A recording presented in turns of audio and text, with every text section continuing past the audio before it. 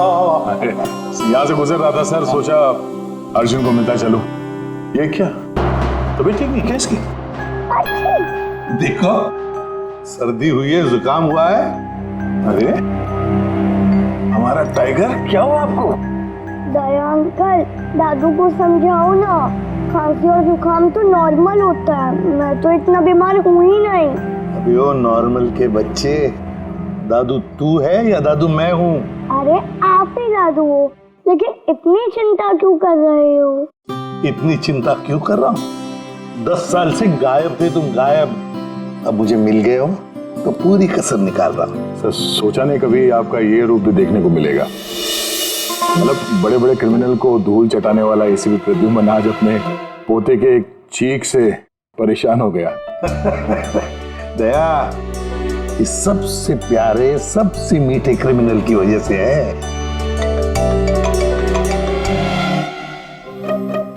क्या हुआ, फोन कहाँ है? अर्जुन बेटा, लगता है आपके फोन में ना मेरा एक कॉल आ रहा है ना? तो मैं वो कॉल रिसीव कर लूं? पहले चॉकलेट दो। अरे आज तो मैं ऐसे ही आ गया था, अगली बार मैं चॉकलेट लेके आऊंगा। ओके।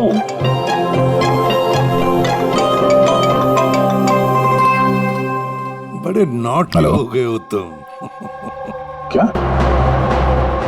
कहाँ पे? ठीक है, हम लोग अभी पहुंचते वहां। क्या हुआ? सर वो हेमसुगा के जंगल में एक लाश दफन मिली है कुछ लोगों को।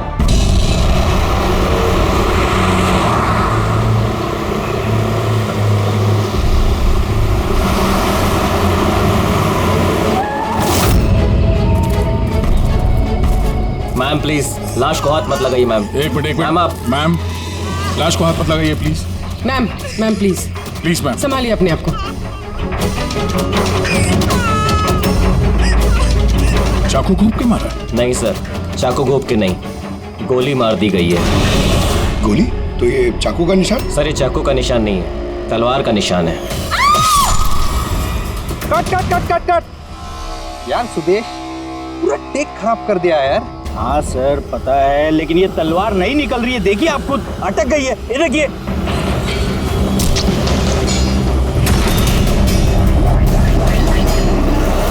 तलवार पे खून कैसा है?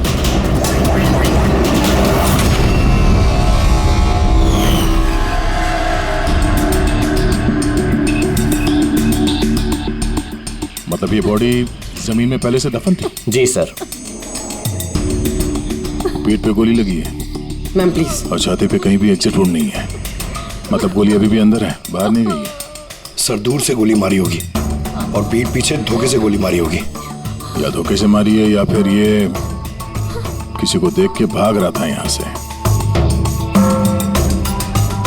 ये औरत इनकी बीवी है?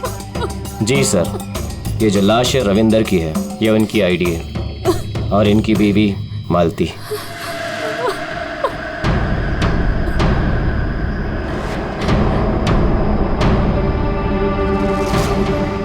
हाथ में घड़ी है, वॉलेट है, मतलब चोरी करने के लिए खून नहीं किया।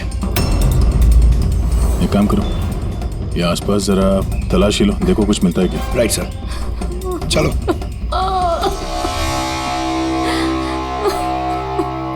आपने आखिरी बार अपने पति को कब देखा था?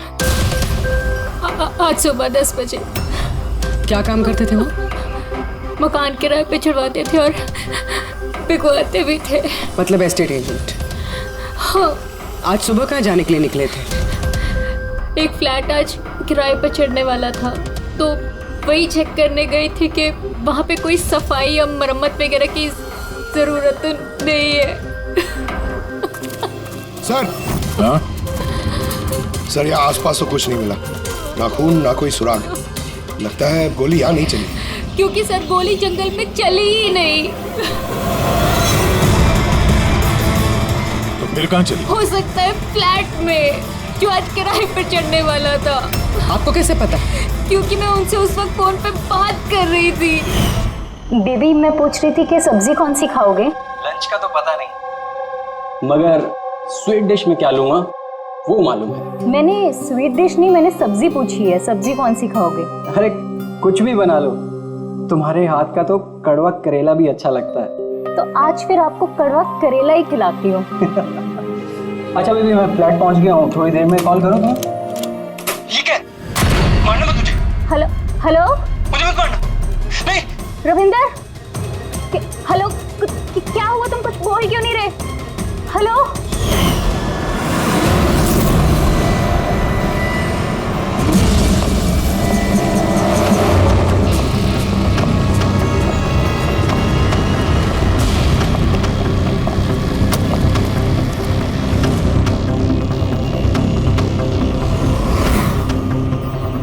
इतना सारा खून? सर यानी मालती ठीक कह रही थी, रविंद्र का खून यही हुआ है और फिर उसे यहाँ से जंगल ले जाया गया और दफना दिया। लाश को अगर यहाँ से ले जाया गया था तो फिर किसी ने देखा कैसे नहीं? पंकज, जरा वॉचमैन को बुलाओ।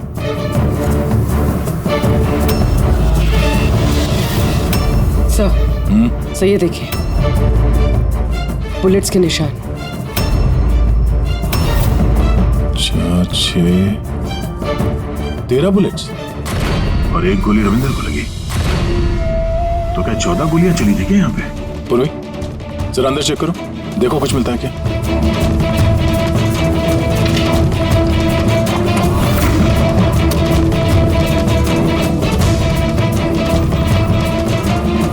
सर, ये खून अंदर ये गोपाल है। आज सुबह यहाँ इस फ्लैट में खून हो गया। खून? उसके बाद लाश को यहाँ से ले जाया गया। तुमने देखा नहीं किसी को? कहाँ थे तुम? सर सुबह से मैं यहीं हूँ और बिल्डिंग में से कोई लाश नहीं गई सर। तो क्या लाश के पर लग गए और जंगल में जाके वो दफन हो गई खुद? सीसीटीवी फुटेज लेके आओ इस बिल्डिंग का, जल्दी। सर क्या हुआ? बिल्डिंग में मेंटेनेंस का काम चल रहा है सर, इसलिए सीसीटीवी फुटेज कैमरा बंद है सर। सीसीटीवी फुटेज भी नहीं है? अच्छा रजिस्टर तो होगा ना, कहाँ पे लोग आते हैं, एंट्री करते हैं, वो तो है तुम्हारे पास कि वो भी नहीं है? तो लेके आओ।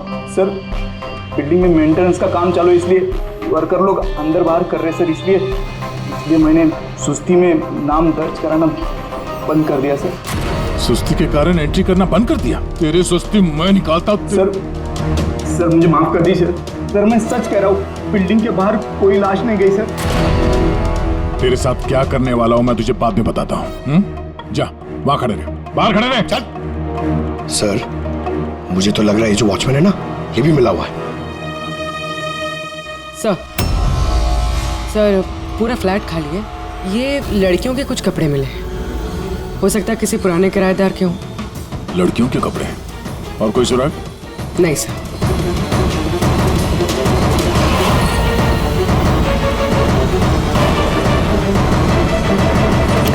लॉक एकदम सही सलामत है, टूटा हुआ नहीं है, कोई फोर्स्ड एंट्री नहीं है। सर अगर ये पता चल जाए कि ये फ्लैट की चाबी किस किस के पास हो सकती है तो मुजरिम तक पहुंचना आसान हो सकता है। फ्लैट की चाबी मकान के मालिक के पास होगी या फिर किसी पुराने किराएदार के पास या फिर किसी ऐसे आदमी के पास जिसने इस फ्लैट की डुप्लीकेट चाबी बना ली हो।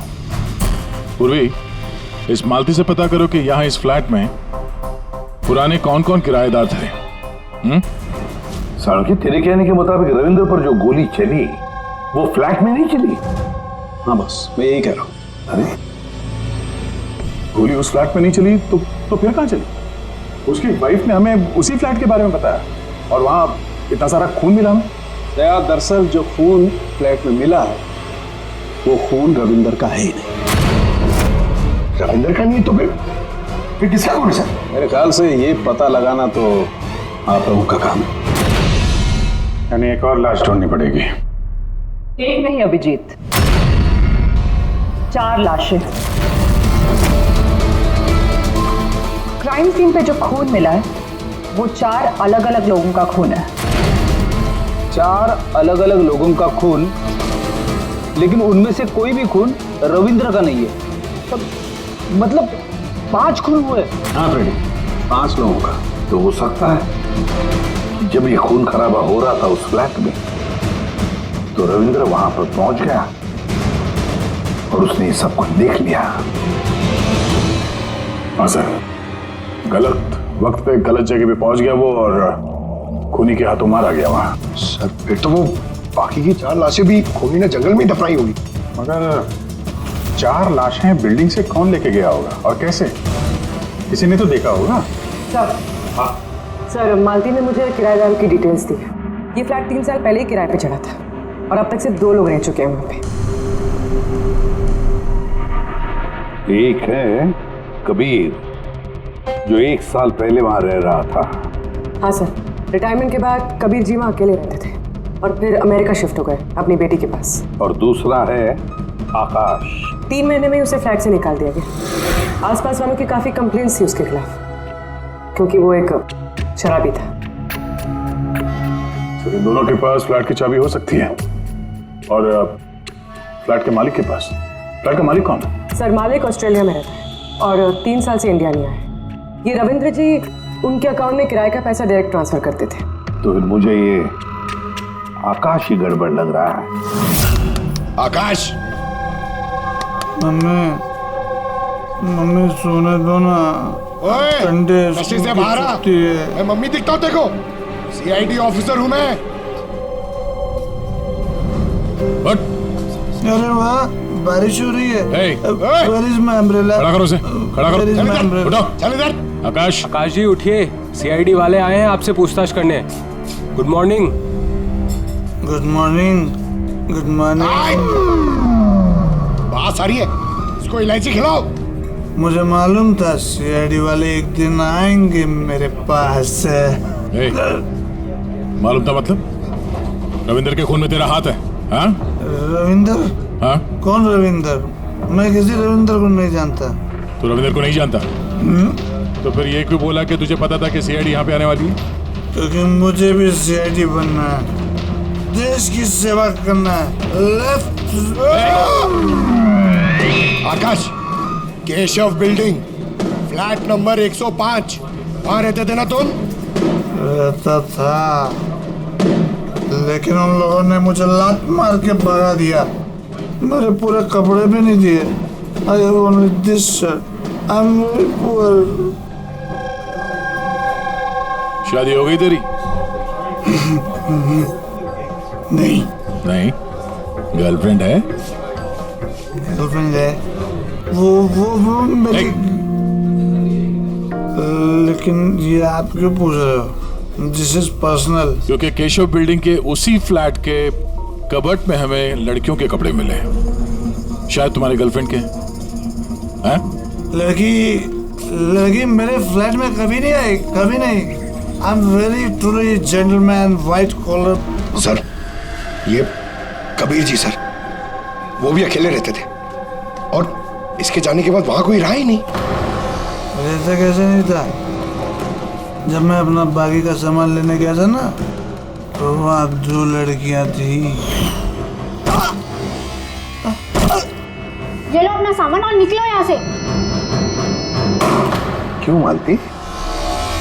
झूठ क्यों कहा हमसे कि उस फ्लैट में सिर्फ 2 ही किराएदार रहते थे? एक तरफ आप अपने पति के खूनी को फांसी पे चढ़वाने की बात करती हो, झूठ बोल के हमें गुमराह किया आपने, क्यों?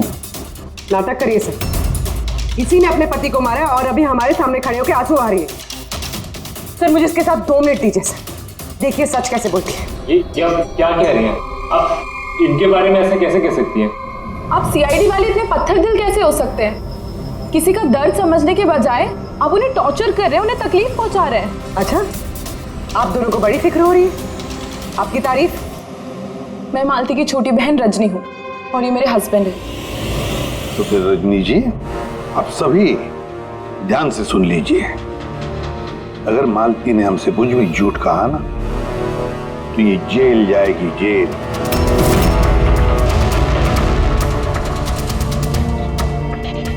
हाँ सर, मैंने झूठ बोला था क्योंकि सर बहुत सारे किराएदारों के हमने रजिस्ट्रेशन नहीं कराए थे। तो गैर कानूनी तरीके से तुमने कुछ लोगों को वहां फ्लैट में कराया हुआ था, बिना डॉक्यूमेंट्स और बिना रजिस्ट्रेशन किए हुए।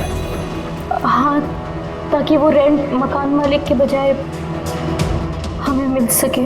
अच्छा, तो इसका मतलब है और भी लोग रह रहे थे इस फ्लैट में इन 2 किराएदारों से पहले, है ना? तो फिर फ्लैट की चाबी उनके पास भी हो सकती है, क्यों? हमें उन सबकी लिस्ट चाहिए, किराएदार चाहे कानूनी हो या गैर कानूनी, मगर इस बार लिस्ट से एक भी नाम गायब नहीं होना चाहिए, वरना तुम्हारे लिए अच्छा नहीं होगा। सुषमा जी दीदी, निशांत भैया से डायरी ले आओ। जी ठीक है। ये डायरी लेने बाहर क्यों जा रही है? वो किराएदारों की लिस्ट वाली डायरी रविंदर ने हमारे पड़ोसी के यहाँ रखवाई थी। वाह, ताकि अगर कोई आपके इस घर की तलाशी ले तो आपकी पोल नहीं खुलेगी। रजनी जी, आपकी बहन बड़ी होशियार है, क्यों?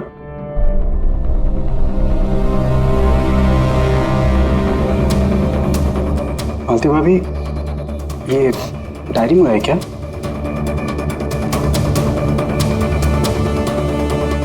भाभी, सब ठीक है ना? सब? हाँ। 8 और लोग हैं। 8 लोग हैं। इनकी कुंडली निकाल लो, खूनी इनमें से कोई एक हो सकता है। सर, लिस्ट में जितने भी लोग हैं उनसे कांटेक्ट नहीं हो पा रहा है। हाँ सर, कुछ नंबर गलत हैं और कुछ बदल गए हैं। मतलब डेड एंड। सिक्योरिटी गार्ड से क्या पता चला? सर वो वही कह रहा है सर, ये 4 लाशें क्या, अरे तो 1 लाश भी नहीं देखी जाते हुए। अजीब बात है सर, उस बिल्डिंग से बाहर जाने का रास्ता तो एक ही है। अगर लाशें वहां से बाहर ले जाई नहीं गई है तो लाशें गायब कहाँ हो गई? ये सब मेरी वजह से हुआ है बॉस। मेरी गलती है। तेरी गलती है? ये लो, तो ग्रेट डॉक्टर साहब की भी गलती करते हैं। हाँ क्यों नहीं, बड़े से बड़ा आदमी कभी कभी गलती कर देता है बॉस। अच्छे से अच्छा क्रिकेटर भी 0 पे क्लीन बोल्ड होता है, तो मुझसे भी हो गई यार। तो सर, आपको 0 पे आउट किसने किया? उस खून ने जो फ्लैट में मिला था। उन 4 मरे हुए लोगों का खून? यही गलती हो गई बॉस मुझसे। दरअसल वो 4 लोग मरे हुए थे ही नहीं।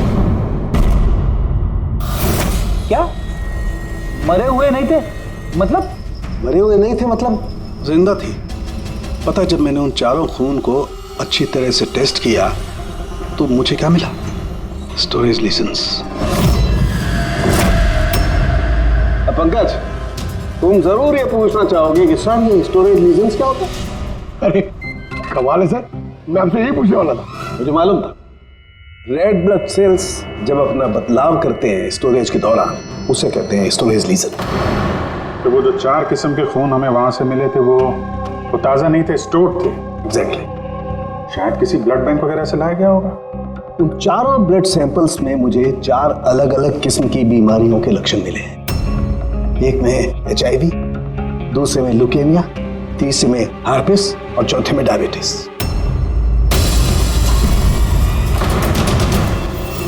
कंटामिनेटेड खून? मतलब ये 4 खून के सैंपल किसी ऐसी जगह से लाए गए हैं जहां पे बीमारी वाला खून स्टोर होता है सर? हाँ, कंटामिनेटेड खून। ऐसा खून तो नष्ट किया जाता है, इंसिनरेटर में भेजा जाता है जहां पर ये डिस्ट्रॉय करते हैं। और ऐसे इंसिनरेटर्स तो हमारे शहर में 2 जगह हैं। एक बार फिर से इस फ्लैट में चल के चेक करते हैं, पता तो चले कि उन गोलियों का और ये बीमारी वाली खून का कनेक्शन क्या है।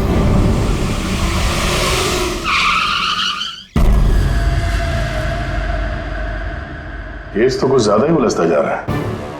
अगर यहाँ इस फ्लैट में किसी को नहीं मारा गया था तो इतना सारा खून यहाँ जमीन पे क्यों पड़ा हुआ है और दीवार पे ये गोलियां क्यों चलाई हैं? सर जो गोलियों के निशान है वो सिर्फ इस दीवार पर है, इसका क्या मतलब है? इसका मतलब गोली चलाने वाला यहाँ खड़ा था, यहाँ से उसने गोली चलाई। मगर सर इस इन्फेक्टेड खून का क्या कनेक्शन हो सकता है इस केस से? और सर खून सिर्फ फ्लोर पर है, ना यहाँ पर है, ना इस पर है, ना दीवारों पे। इसका क्या मतलब है? एक और बात, हमें इस घर से गोलियां नहीं मिली, मिले हैं तो सिर्फ गोलियों के निशान। इसका मतलब है कि मुजरिम ने यहाँ इसको कमरे को साफ करने की कोशिश की है मगर पूरी तरह साफ नहीं कर पाया, उससे पहले उसे जाना पड़ा। क्यों? एक काम करो, स्प्रे लेके आओ। दीवार पे स्प्रे मारो, पता तो चले कि यहाँ पे है क्या।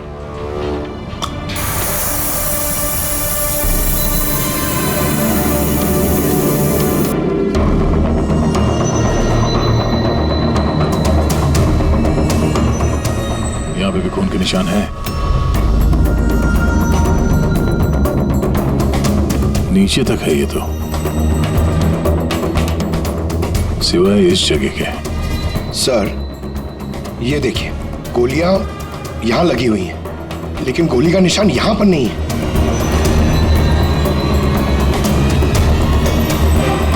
ये क्या? ये निशान, ये टायर के निशान जैसा कुछ है। मतलब बाइक लेके आए थे? पंकज, वो टायर नहीं, वो जो फर्नीचर के नीचे पहियों पे लगा होता है टायर, वो रबर का। कोई फर्नीचर रखा हुआ था यहाँ पे, शायद कोई कुर्सी। मगर सर हमने तो पूरा फ्लैट चेक किया, कुर्सी वगैरह तो कुछ भी नहीं है यहाँ पे। सर लगता है वो कुर्सी इसी बिल्डिंग में हुई, छुपाई हुई। एक काम करते हैं, बिल्डिंग में ढूंढते हैं उसे।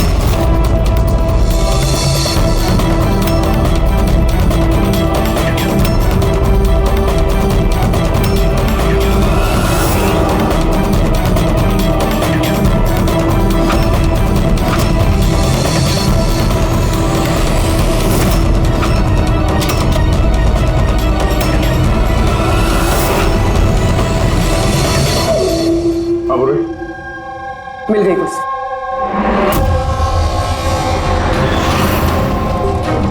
कुर्सी परफेक्ट। सर ये कुर्सी के साथ ये सब भी मिला है। क्या ये बोलो? ये अब समझ आ गई सर पूरी पहेली। खूनी ने पहले इस मैनिक्विन को चेयर पे बिठाया और चेयर को दीवार से लगा दिया। इस मैनिक्विन के ऊपर वो खून के बैग्स थे और बहुत सारे बुलेट फायर करने की वजह से ये दीवार पे जो बुलेट्स है और ये सारा खून आसपास गिर गया। ये जिसने भी किया ये बड़ा सरफिरा आदमी, मतलब ये सब करने की जरूरत क्या थी? और सर रविंद्र को इसलिए मार दिया गया क्योंकि रविंद्र ने उसे पुतले पे गोलियां चलाते देख लिया था। सर आज तक तो एक ही बात सुनिए सर, अगर खूनी किसी को मार रहा हो, किसी तीसरे आदमी ने उसे देख लिया तो उसे मार देगा, लेकिन यहाँ पे तो खूनी एक पुतले को मार रहा था। एक पुतले के लिए उसने रविंद्र को मार दिया। हो सकता है खूनी यहाँ पे शूटिंग प्रैक्टिस कर रहा हो, उसे किसी का मर्डर करना होगा, लेकिन उसके रिहर्सल वो यहाँ इस फ्लैट में कर रहा था। रविंद्र को मारने के लिए इतनी लंबी रिहर्सल? मगर उसे कैसे पता था कि रविंद्र यहाँ आने वाला है? हो सकता है उसकी बीवी ने बताया हो सकता है मालती का हाथ हो इस जुर्म में। अब ये रिहर्सल रविंद्र के लिए थी या किसी और के लिए तो बता नहीं सकते हैं, पर ये मुमकिन है कि इस पूरे प्लान का ये रविंद्र भी हिस्सा हो। सर हिस्सा हो या ना हो, लेकिन मरा तो रविंद्र ही है। मेरी तो एक बात समझ में नहीं आ रही है कि उसकी लाश यहाँ से जंगल पहुंची कैसे? सर मानो उस अलमारी की चाबी हमारे पास रहती है जिसमें खून स्टोर किया जाता है, मगर वो अलमारी सिर्फ और सिर्फ कर्नल शिशिर की मौजूदगी में ही खोली जाती है, उनके बिना कभी नहीं। कर्नल शिशिर? जी सर, वो यहाँ के सिक्योरिटी फर्म के हेड है। सर उनके पास पूरा हिसाब किताब रहता है कि अलमारी में से कब कितने बैग खून के रखे गए और कब कितने बैग नष्ट कर दिए गए। और वैसे भी सर अलमारी खोलने के लिए 2 चाबियाँ चाहिए होती हैं, तो हमारे पास सिर्फ 1 चाबी है। सर दूसरी चाबी कर्नल साहब के पास रहती है हमेशा से। मतलब कर्नल साहब भी अकेले ये अलमारी नहीं खोल सकते क्योंकि दूसरी चाबी आपके पास है ना? नहीं सर, उनके पास दोनों चाबियां होती हैं, जैसे हमारे मालिक विनोद सर के पास होती है। और विनोद सर आपके मालिक वो कहाँ हैं? सर वो ग्रीस गए हैं अपनी फैमिली के साथ वैकेशन मनाने। तो बच्चे, कर्नल साहब ये रिटायर्ड आर्मी ऑफिसर हैं क्या? जी सर, आर्मी में लोग आज भी उनकी बहुत इज्जत करते हैं। देश की फौज के सबसे बेहतरीन शार्प शूटर्स में से एक थे वो। आर्मी छोड़कर उन्होंने अपनी खुद की सिक्योरिटी फर्म चालू कर दी। सर खूनी जिस तरीके से गोली चला रहा था वहां पे, लगता है गन पे हाथ काफी साफ था उसका। कहीं ये कर्नल शिशिरी तो शामिल नहीं है इस जुर्म में? मिलते हैं कर्नल साहब से।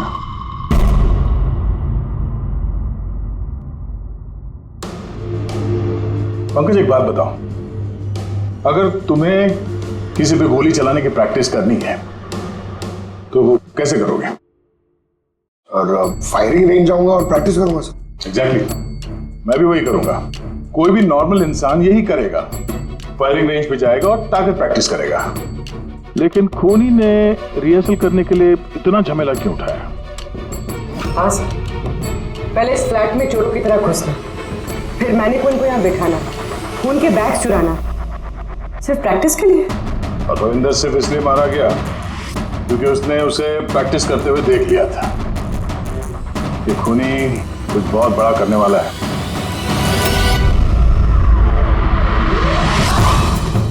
पूरी ट्यूशन है ना सर?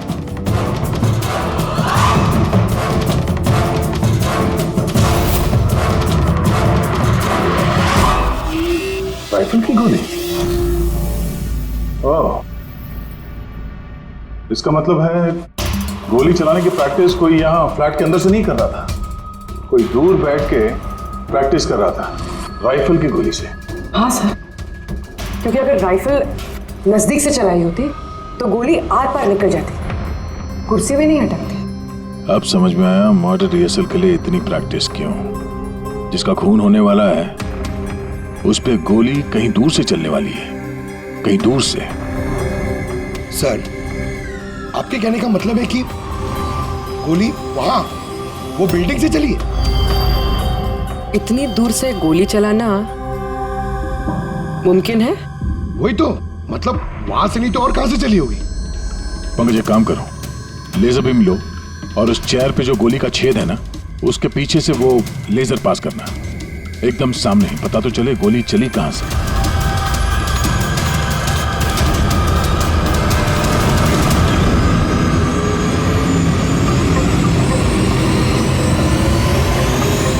बिलबोर्ड? कोई बिलबोर्ड से गोली कैसे चला सकता है, वो भी सड़क के बीचों बीच? कमाल है, सीआईडी वाले मेरे घर पे पहली बार आए हैं, वो भी मेरे आर्मी के दिनों की तारीफ करने नहीं बल्कि खून के लिए मुझ पे इल्जाम लगाने।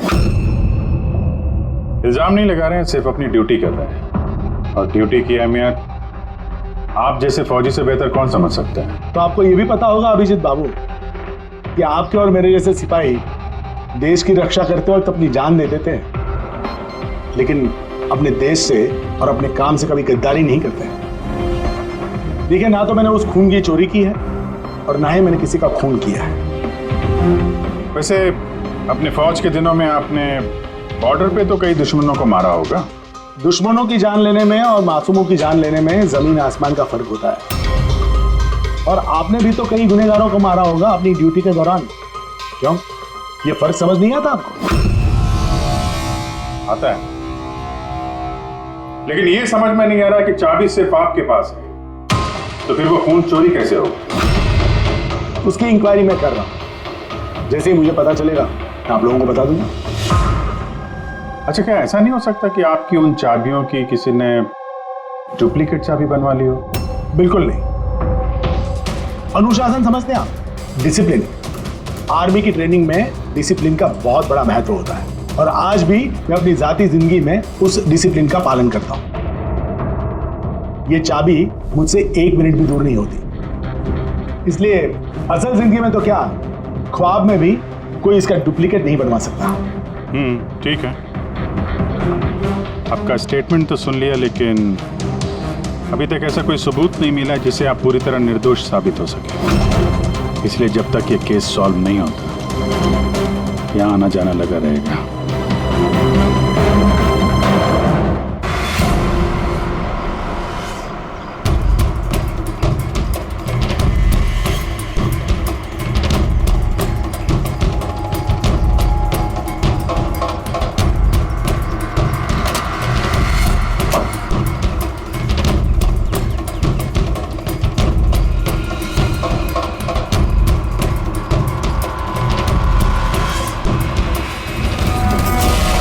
इस मेटल बोर्ड को नट से फिट किया गया था ऊपर। सूंघो इसे।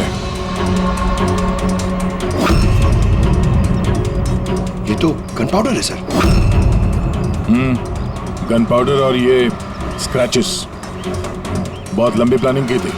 क्या लंबी प्लानिंग होगी सर?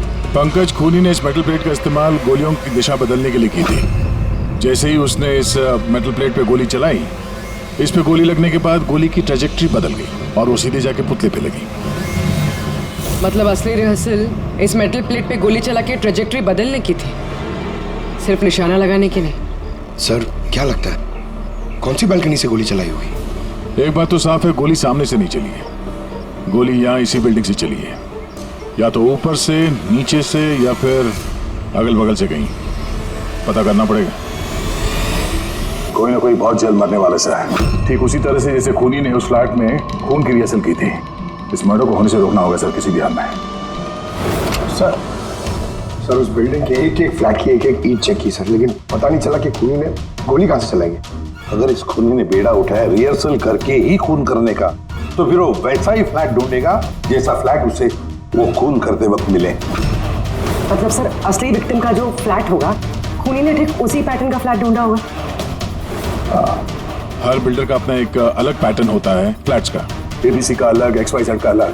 तो हमें उस पैटर्न का फ्लैट देखना होगा सर, जैसे वहां उस रिहर्सल में यूज हुआ था। सर ये बिल्डिंग तो आकव बिल्डर की है और इनकी कुल मिलाकर 24 प्रॉपर्टीज है पूरे शहर में। मतलब जिसका खून होने वाला है वो 24 बिल्डिंग में से किसी एक बिल्डिंग में हो सकता है। लेकिन 24 बिल्डिंग में से 7 बिल्डिंग्स ऐसी हैं जिसका पैटर्न इस रविंदर के फ्लैट से मिलता है। मतलब हमें 7 के 7 बिल्डिंग ढूंढनी पड़ेंगी। 7 बिल्डिंग, अगर एक बिल्डिंग में 50 फ्लैट है तो 350 फ्लैट, सब बहुत ज्यादा वक्त नहीं लग जाएगा। अगर चाहे जो कुछ भी हो, करना तो पड़ेगा ही। सर ये कर्नल शिशिर गड़बड़ आदमी है सर। ये सेना में शार्प शूटर था और ये जो खराब ब्लड डिस्पोजल करते हैं ना, वहाँ का चीफ सिक्योरिटी ऑफिसर है। पंकज ये ब्लूप्रिंट किसका है? ये रविंदर के फ्लैट का है सर, जहाँ पे मर्डर नहीं हुआ था बट रिहर्सल हुआ था।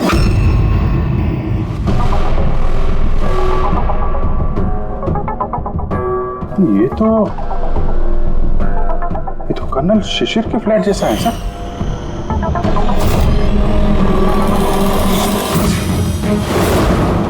क्या? हाँ सर, ये फ्लैट का लेआउट बिल्कुल कर्नल शिशिर के फ्लैट जैसा है। ये चेयर पे मैनिक्वीन है, ऐसे ही चेयर पे वो रोज शाम को 4 बजे चाय पीता है सर। ठीक शाम को 4 बजे मैं इस सोफे पर बैठकर अपनी चाय पीता हूँ। तो खूनी कर्नल शिशिर को मारने का प्लान बना रहा था। 4 बजने वाले हैं, वो कर्नल शिशिर को मारेगा, वो भी आज ही मारेगा। उसे पता है कि हम CID वाले उसके पीछे पड़े हैं। जल्द से जल्द कर्नल शिशिर तक पहुंचना होगा।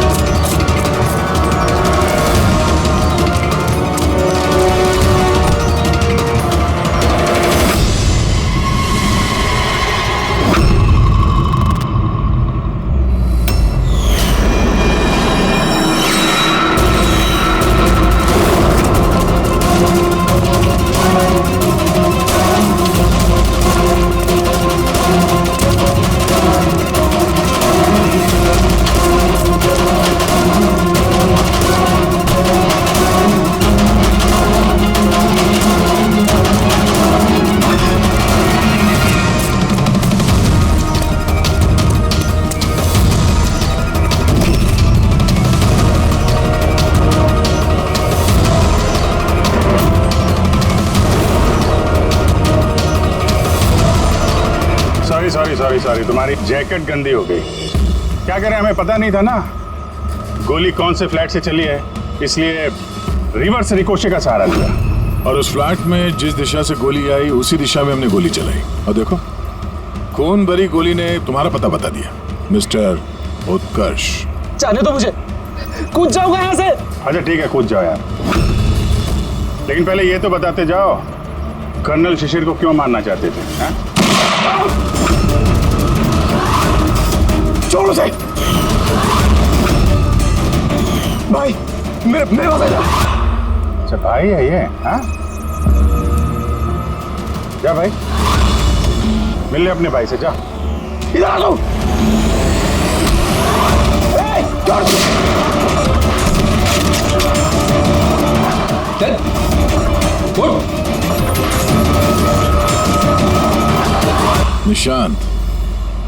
निशांत और उत्कर्ष, तुम दोनों भाई हो। पर किस बात का बदला लेना चाहते थे तुम लोग कर्नल शिशिर से? बाप की मौत का। इस आदमी ने हम दोनों के सामने हमारे बाप की जान ली। तुम दोनों दीपक के बच्चे हो? मैं आज भी नहीं भूल सकता, जिंदगी में पहली बार ट्रिगर पे उंगली रखते वक्त मेरे हाथ कांपे थे, क्योंकि मैं दो मासूम बच्चों के सामने उनके बाप को नहीं मारना चाहता था। दीपक एक आतंकवादी था, और अगर मैं उसे नहीं मारता तो उसने जो बम रखा था शहर में, उससे कई मासूम लोग मारे जाते। मर जाते तो मर जाते, कम से कम हमसे हमारा बचपन तो नहीं छीनता। कितना प्यार करते थे हम अपने पापा से। ने उसी दिन कसम खा ली थी कि इस आदमी को हम वैसे ही मारेंगे, वैसे ही राइफल से। इसलिए मैंने पता लगाया कि तुम कहाँ काम करते हो, और फिर उसी कंपनी में नौकरी करती। तुम्हारे घर का एड्रेस भी पता लग गया, और फिर किसी ना किसी बहाने तुम्हारे घर आकर मुझे तुम्हारा डेली रूटीन पता लग गया। और उसके बाद मैंने एक ऐसे फ्लैट की तलाश शुरू कर दी जिसका डिजाइन और लेआउट बिल्कुल उसके फ्लैट जैसा हो। जैसे ही मुझे रविंदर का फ्लैट मिला, मैं उसके पड़ोस में शिफ्ट हो गया। मैंने उससे दोस्ती कर ली, और दोस्ती के बहाने उसके घर आते जाते उसके घर की डुप्लीकेट चाबी बनवा ली तुमने, हाँ? और फिर मैंने उस खून वाली अलमारी की भी डुप्लीकेट चाबी बनवा ली, कंपनी के मालिक की चाबी की मदद से, उनके ग्रीस जाने से पहले। जब रविंद्र फ्लैट में आया तब क्या हुआ? उसने मैं मर्डर का रिहर्सल करते हुए देख लिया। अगर मुझे नहीं मारते तो हमारा पूरा प्लान चौपट हो जाता। और फिर निशांत उसे घर के बाहर लेकर गए। सुन, ज्यादा होशियारी की ना तो वहीं गोली दाग दूंगा। चल। और मैं पीछे घर के अंदर ही रुक गया, साफ सफाई करने के लिए। उसके बाद निशांत रविंदर को जंगल लेके गया और वहीं पे मार डाला, और उसकी लाश भी वहीं दफना दी जंगल में। हाँ, अगर वो बेवकूफ लोग वहां फिल्म की शूटिंग नहीं कर रहे होते तो तुम लोग को ये लाश मिलती भी नहीं। भूल गए तुम कि कोई भी गलत काम, कोई भी जुर्म छुप कर नहीं रह सकता, सामने आता ही है। एक बात बताओ उत्कर्ष, फ्लैट की साफ सफाई करने के बाद भी वहां पर खून कैसे मिला? क्योंकि इससे पहले मैं पूरी सफाई करता, आप लोग वहां पर आ गए। मैं दीवार से गोली निकाली, उसके ऊपर का खून साफ करा, टेरेस पर कुर्सी और मैनिक्विन रखकर वापस आ ही रहा था कि वहां आप लोग आ गए। अब जेल की सलाखों के पीछे बैठकर बदले की आग में क्या खोया क्या पाया, ये सोचते बैठना, कानून तुम्हें कड़ी से कड़ी सजा देगा।